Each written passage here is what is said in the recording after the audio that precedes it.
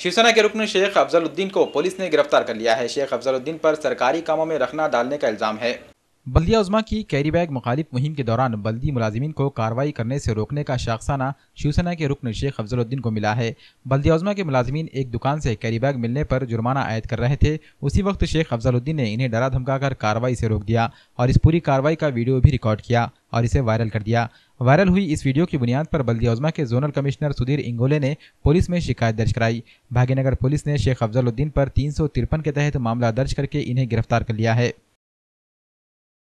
त्याच्यावर आम्ही दखल घेतलेली आहे आणि सरकारी कामात अडथळा आणल्याबद्दल त्यांच्यावर आम्ही फौजदारी गुन्हा दाखल केलेला आहे आणि अशा प्रकारे अजून काय प्रकार घडू नयेत असं नागरिकांनी याची दक्षता घ्यावी। हाँ, वो आज पता चला है। वो एक उधर का वर्कशॉप साइट पीरबन साइट का कोई है वो, तो उस पर हमने FIR दर्ज किया है 353 यानी कि सरकारी काम में अड़थड़ा 353 दाखिल कर उनको अरेस्ट कराया है।